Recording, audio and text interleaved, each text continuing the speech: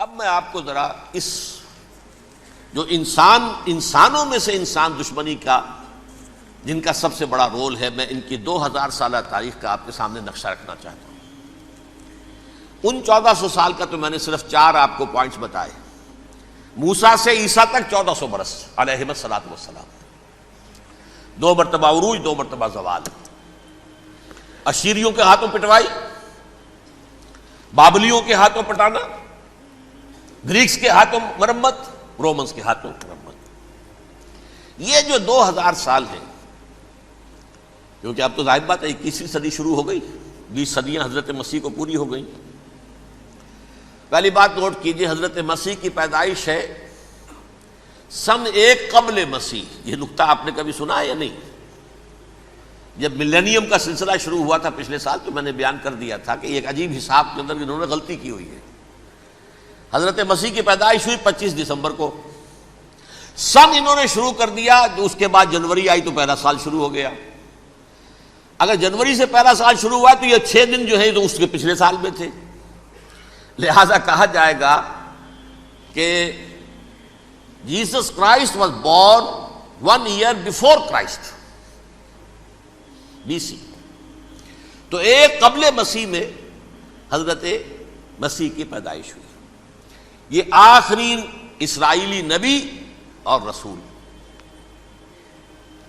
یہودی علماء کی مخالفت، دشمنی، سولی پر چڑھوا دینا میں بیان کر چکا ہوں۔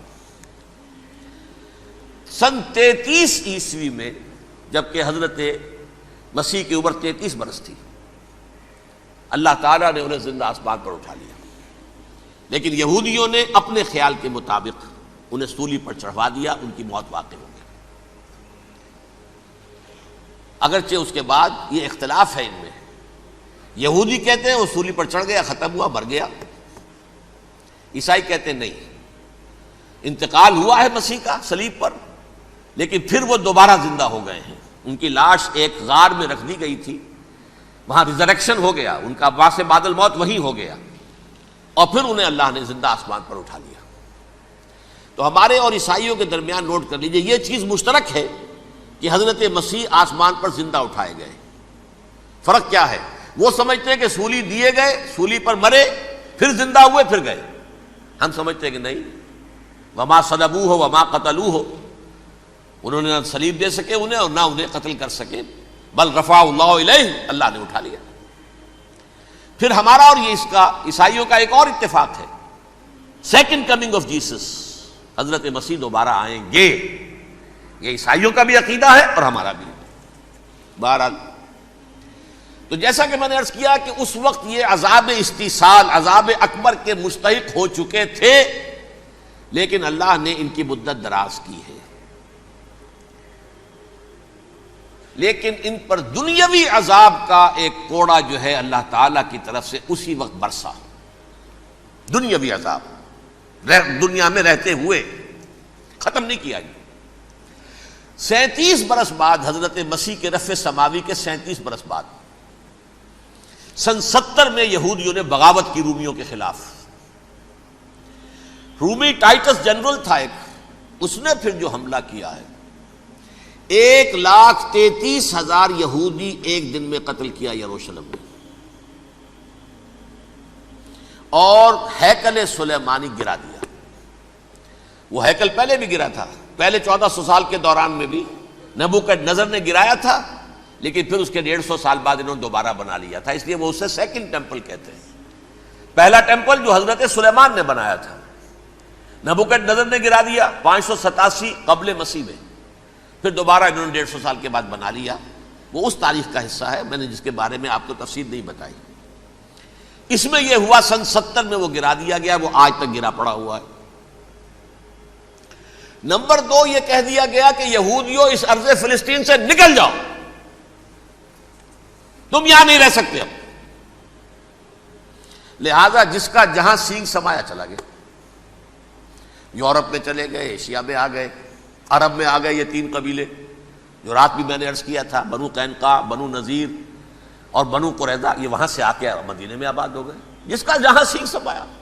افریقہ میں، ہندوستان میں، جہاں چلے گئے۔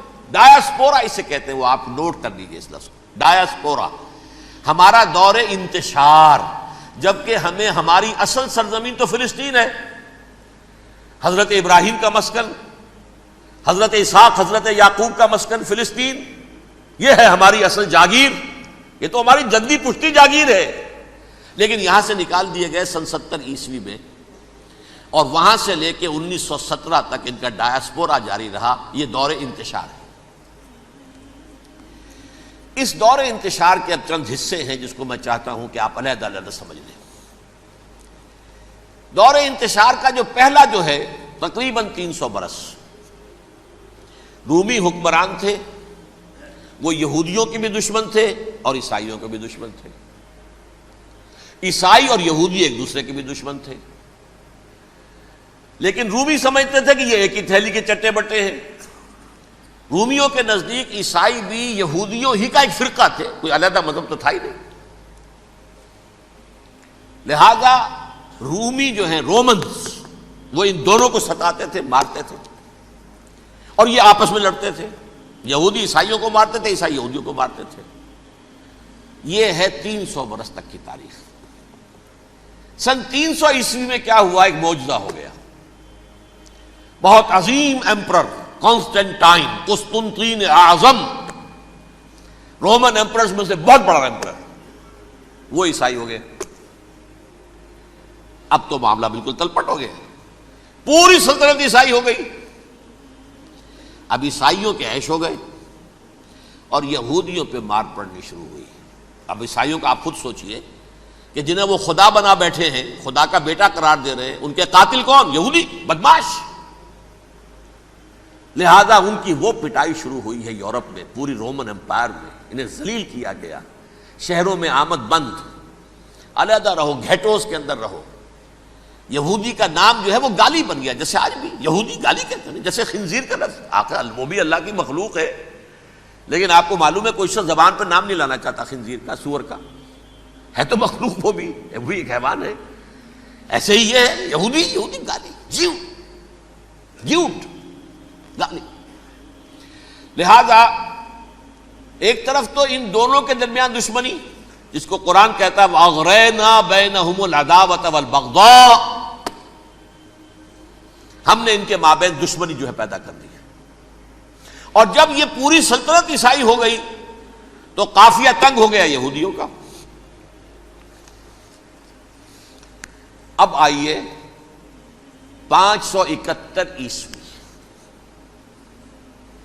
یعنی جب کہ ڈایاسپورا کو کتنا عرصہ ہو چکا تھا؟ 500 برس۔ سن 70 سے شروع ہوا نا ڈایاسپورا، جب ٹائٹس نے گرایا ہے ہیکل کو اور نکال باہر کیا انہیں فلسطین سے، بھاگ جاؤ یہاں ایک یہودی بھی نہیں رہے گا، فلسطین سے نکال دیے گئے۔ اس کے پورے 500 برس بعد سن 571 عیسوی میں حضور کی پیدائش ہوئی، ولادت باسعادت محمد الرسول اللہ صلی اللہ علیہ وسلم۔ 610 میں آپ پر وحی کا آغاز ہوا،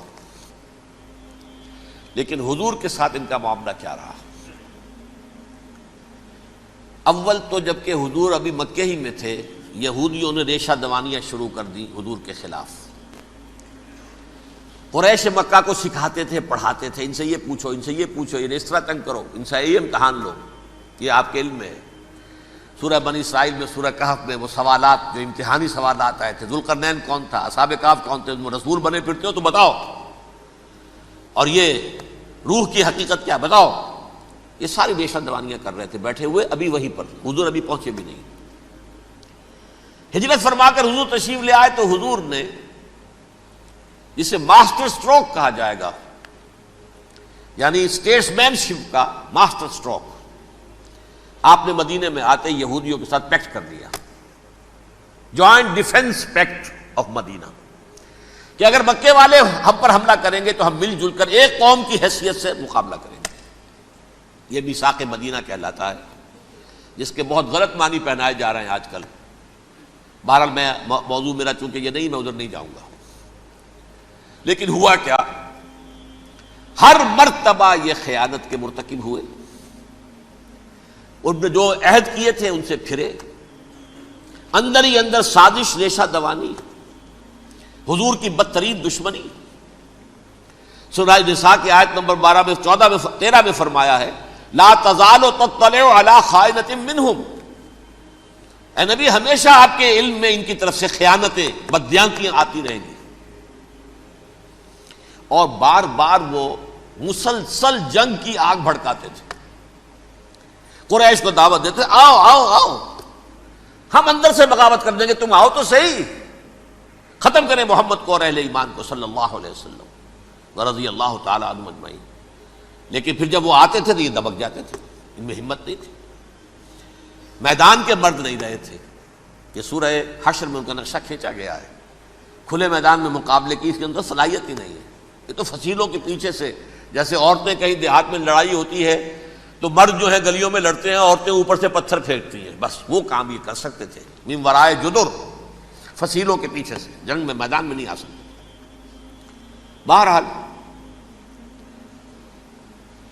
قرآن مجید میں ہے یہ سورہ مائدہ کی آیت نمبر 64، کلما اوقدوا نارا للحرب اطفاها اللہ. اکثر و بیشتر مواقع پر تو یہ جب آگ بھڑکاتے تھے جنگ کی، اللہ اسے بجھا دیتا تھا. لیکن بہرحال اس کے باوجود جنگیں ہوئی، غزوہ بدر، غزوہ احد ہوئی کہ نہیں؟ یہ ساری اصل شرارت ہوئی. اور اس کے نتیجے میں حضور نے پھر ایک ایک کر کے 3 قبیلوں کو سزا دی. غزوہ بدر کے فوراً بعد بنو قینقاع نکالے گئے مدینے سے، غزوہ احد کے فوراً بعد بنو نذیر نکالے گئے، اور غزوہ احزاب کے بعد بنو قریظہ نکال دیے گئے. یہ تو میں نے آپ کے سامنے رکھ دیا صرف حضور کے زمانے میں ان کا کیا رویہ رہا. دشمنی، رات بھی ہم نے وہ آیت پڑھی تھی، لَتَجِدَنَّ أَشَدَّ النَّاسِ عَدَاوَةً لِلَّذِينَ آمَنُوا الْيَهُودُ وَالَّذِينَ أَشْرَكُوا. اہل ایمان کی دشمنی میں شدید ترین تم پاؤ گے یہودیوں کو اور مشرکین. مشرکین بھی بعد میں ہے، پہلے یہودی. حضور کے بعد کیا ہوا اب یہ نوٹ کیجئے، یہ ان کی تاریخ کا دوسرا دور. حضرت عمر رضی اللہ تعالیٰ عنہ کا عہد خلافت ہے. بیت المقدس کا محاصرہ کیا گیا، فصیل بڑی اونچی، شہر اندر سے سیلف سفیشینٹ، حملے کا راستہ کوئی نہیں، محاصرہ طول کھینچ رہا ہے، لیکن ان کے پاس رسد بھی موجود ہے، پانی بھی موجود ہے، وہ دروازے بند کر کے بیٹھے ہوئے ہیں. بالآخر اللہ تعالیٰ کی مشیت کا ظہور کیسے ہوا؟ ان کے کچھ علماء آئے فصیل پر، کہا دیکھو مسلمانوں، تم قیامت تک بھی یہاں پڑے رہو گے محاصرہ کر کے، ہمارا یہ شہر فتح نہیں ہوگا. ہاں ایک درویش بادشاہ کے ہاتھوں یہ شہر فتح ہونا ہے، لیکن تمہارے اندر ہمیں وہ نظر نہیں آ رہا.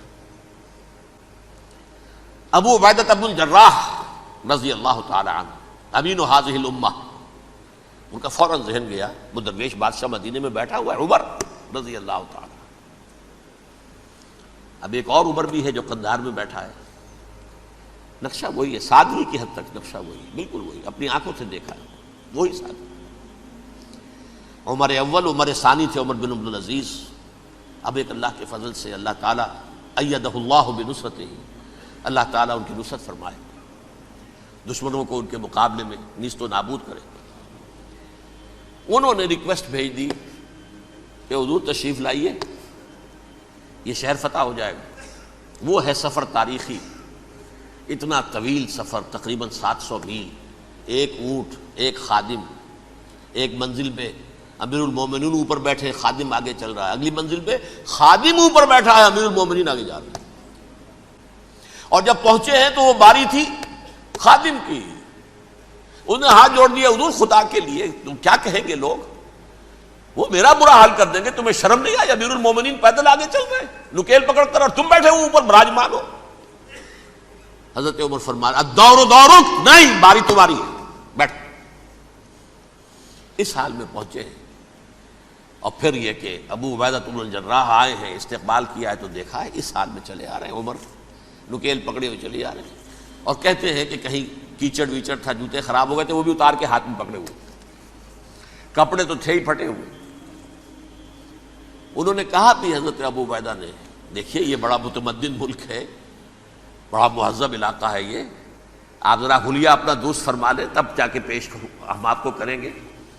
آپ نے فرمایا نحن قوم اعزنا اللہ بالاسلام، ہم وہ قوم ہیں جنہیں اللہ نے عزت دی ہے اسلام کے ذریعے سے. کپڑوں کے ذریعے سے نہیں، دولت کے ذریعے سے نہیں۔ اسی حال میں گئے ہیں، اوپر سے انہوں نے کھڑے ہو کر نشانیاں دیکھی ہیں، اپنی کتابیں کھولی، ہاں یہ وہی ہیں، اچھا لو جی سرنڈر، شہر تمہارے ہاتھ میں۔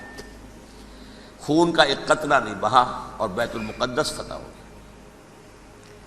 لیکن اس وقت حضرت عمر نے ایک نرمی یہ کی کہ یہودیوں کے لیے بھی اسے اوپن سٹی قرار دے دیا۔ یہ احسان عظیم حضرت عمر کا، اس سے پہلے یہودی آ ہی نہیں سکتا تھا، داخل ہی نہیں ہو سکتا تھا، وہاں وہ آ کر وزٹ نہیں کر سکتا تھا، زیارت نہیں کر سکتا تھا اپنے مقدس مقامات کی۔ حضرت عمر نے یوں سمجھیے کہ تقریباً 550 برس کے بعد ان کے لیے راستہ کھولا ہے کہ ہاں تم آ سکتے ہو، زیارت کر سکتے ہو۔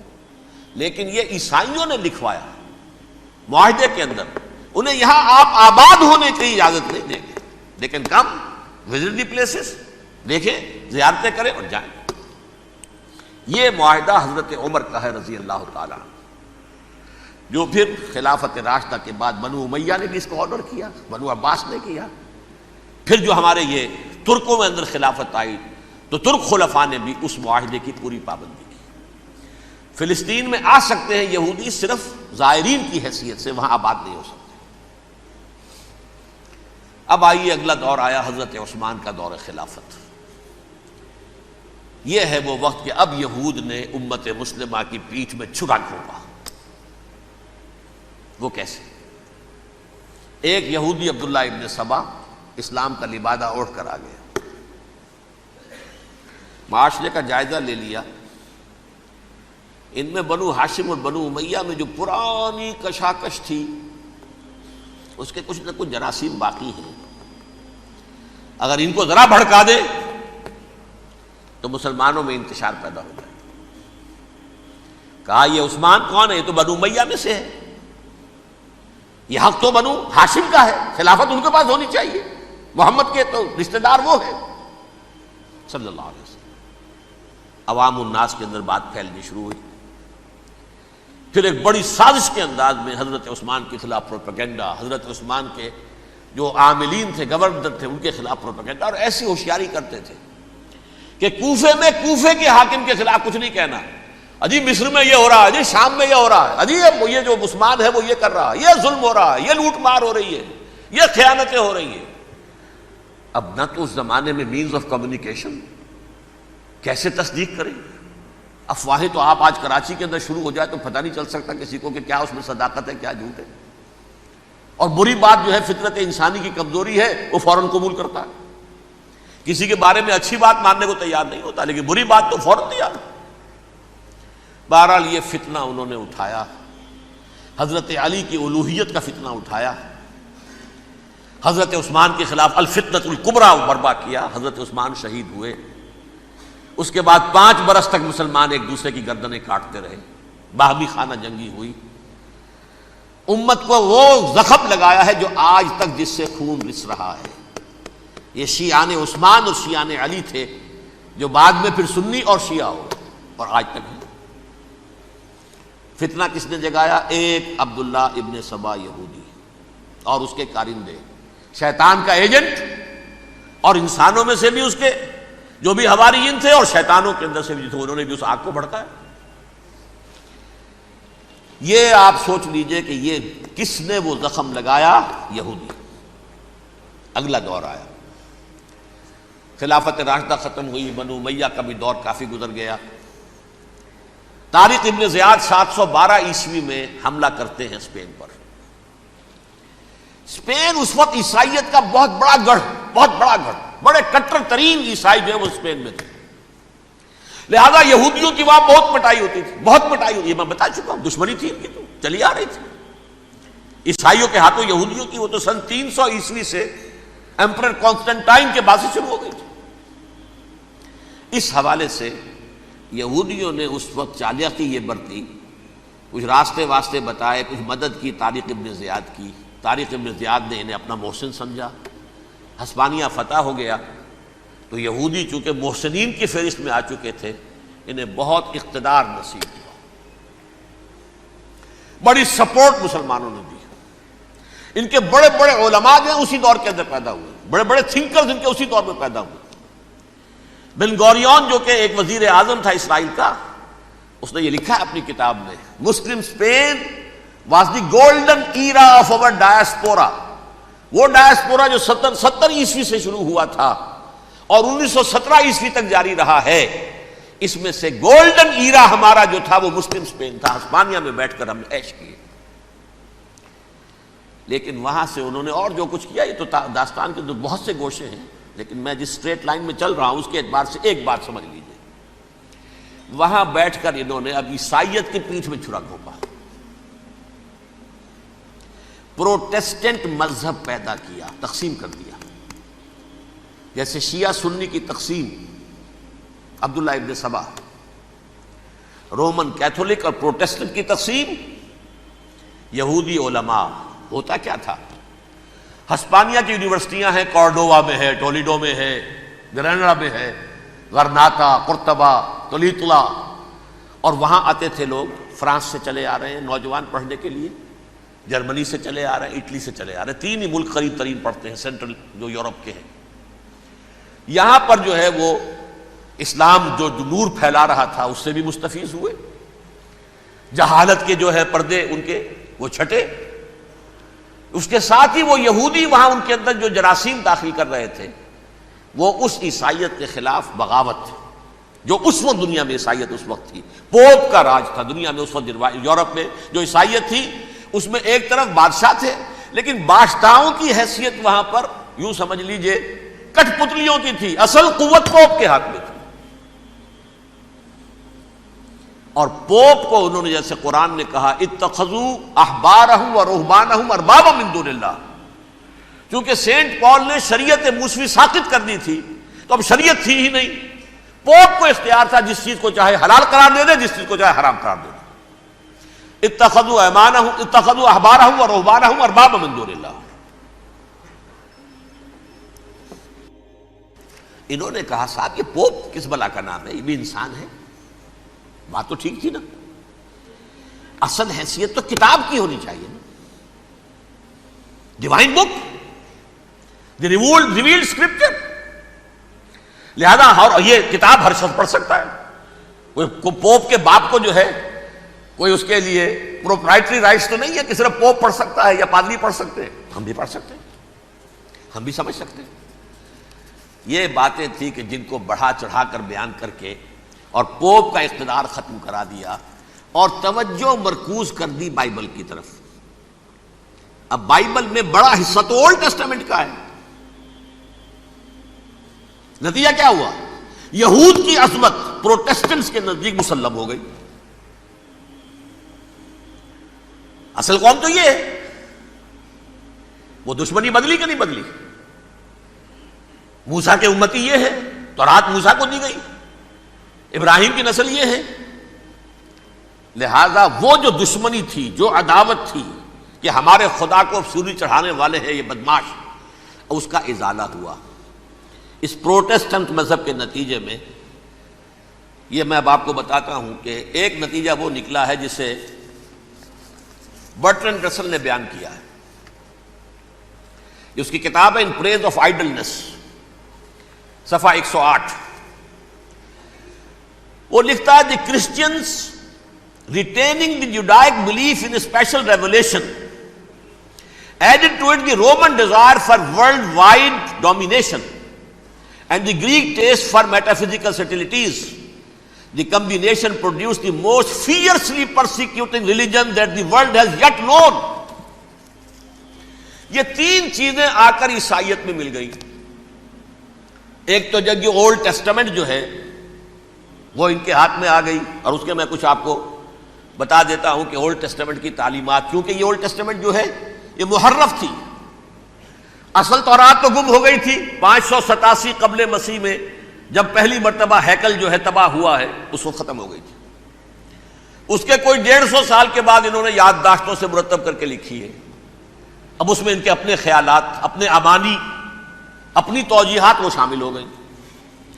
لہذا میں آپ کو حوالے دیتا ہوں اس کتاب کے اندر مظالم کی جو تعلیم دی گئی ہے، اہل کتاب نے اپنے مظالم قتل عام کے جواز کے لیے تورات میں تبدیلیاں کی اور پیغمبروں پر دہشت ناکی اور بدترین حرام کاری کے الزامات لگائے. سنیے، پہلا حوالہ ہے یہ گنتی باب 31 آیات 17-18. اس لیے ان بچوں میں جتنے لڑکے ہیں سب کو مار ڈالو، اور جتنی عورتیں مرد کا منہ دیکھ چکی ہیں ان کو بھی قتل کر ڈالو، لیکن ان لڑکیوں کو جو مرد سے واقف نہیں اور اچھوتی ہیں اپنے لیے زندہ رکھو. یہ کسی اللہ کی کتاب کا یہ جملہ ہو سکتا ہے؟ کسی ریویلڈ بک کا؟ اور سنیے، یہ ہے استثناء ڈیٹرانومی باب 20 آیت 16-18. پر ان قوموں کے شہروں میں جن کو خداوند تیرا خدا میراث کے طور پر تجھ کو دیتا ہے، کسی ذی نفس کو جیتا نہ بچا رکھنا، جیسا خداوند تیرے خدا نے تجھ کو حکم دیا بالکل نیست کر دینا. مرد، عورتیں، بچے، بوڑھے سب ختم. یہ کتاب مقدس ہے. اور سنیے، سموئیل باب 27 آیت نمبر 9. اور داؤد نے اس سرزمین کو تباہ کر ڈالا اور عورت مرد کسی کو جیتا نہ چھوڑا. نمبر 4، ان سب آباد شہروں کو ماں، عورتوں اور بچوں کے بالکل نابود کر ڈالا. کتاب استثناء باب 3 آیت 6. یہ ہے جو کہہ رہا ہے برٹرنڈ رسل، کرسچینٹی میں آ کر بھی یہ تین چیزیں شامل ہو گئی. ایک تو یہ باربیرین یہ تعلیم جو ہے، اور یہ مذہب کے نام پہ تعلیم، یہ کتاب مقدس کی تعلیم. نمبر 2، رومنز کے اندر جو ایک تمنا تھی ورلڈ ڈومینیشن کی، وہ عیسائیت کے اندر آ گئی. اس لیے کہ پوری رومن امپائر جو ہے عیسائی ہو گئی، تو اسے وراثت کے اندر ورلڈ ڈومینیشن کی جو ایک تمنا تھی وہ مل گئی. اور پھر یہ کہ انہوں نے جو توہمات تھے یونانیوں کے ان کو بھی اپنے ہاں مختلف شکلوں کے اندر جمع کر لیا. ان تین چیزوں کا the combination produced the most fiercely persecuting religion that the world has yet known. اس کے نتیجے میں دنیا میں تاریخ انسانیت کے اندر جو بدترین خوخار ترین مذہب ہو سکتا ہے وہ شکل عیسائیت نے اختیار کی. اور اس کا مظہر عتم کیا تھا؟ نوٹ کیجئے، صلیبی جنگیں. ایک بات ٹائم ٹیبل کے اعتبار سے نوٹ کر لیجئے گا. فرسٹ ملینیم ختم ہوا، سیکنڈ شروع ہوا. ان کے 1000 سال ختم ہوئے تو 11ویں صدی میں سیکنڈ ملینیم شروع ہوا، تو پہلی صلیبی جنگیں ہوئی. لاکھوں مسلمان قتل کیے گئے. صرف یروشلم کے اندر اتنا خون بہایا ہے کہ خود ان کے ہسٹورینز لکھتے ہیں کہ جب ان صلیبیوں نے جب گھوڑوں کے ساتھ وہ چل رہے تھے گلیوں میں تو ان کے گھوڑوں کے گھٹنوں تک خون کی ندی بہ رہی تھی. جہاں سے گزرے ختم کرتے چلے گئے، آبادیاں کی آبادیاں ختم کر دی. اگرچہ اس کروسیڈ میں گیہوں کے ساتھ گھن بھی پسا، یہودی بھی بہت مارے گئے. یہ فرانس سے، جرمنی سے جب یہ کروسیڈرز آ رہے تھے 3000 میل کا سفر طے کر کے آئے تھے. سوچئے تو صحیح. اربن ثانی پوپ جو تھا آگ لگا دی تھی اس نے پورے یورپ کے اندر. شرم سے ڈوب مرو، تمہارے مقدس علاقے مسلمانوں کے ہاتھ میں. انفیڈلز، یہ کافر، یہ مرتد، یہ ملحد. مسیح جہاں پیدا ہوا، مسیح کو جہاں سولی دی گئی، وہ کہاں ہے؟ ان کے ہاتھ میں. وہ آگ لگائی ہے، 3000 میل کا فاصلہ طے کر کے یہ قومیں آئی ہیں وہاں. اور جو تباہی مچائی ہے انہوں نے، تاریخ انسانی میں ایسی بربریت کی کوئی مثال. اور یہ ان کے اپنے ہسٹورینز لکھتے ہیں. شرم کے مارے ایسے محسوس ہوتا ہے جیسے ان کی گردنیں جھکی جا رہی ہیں. لکھتے ہیں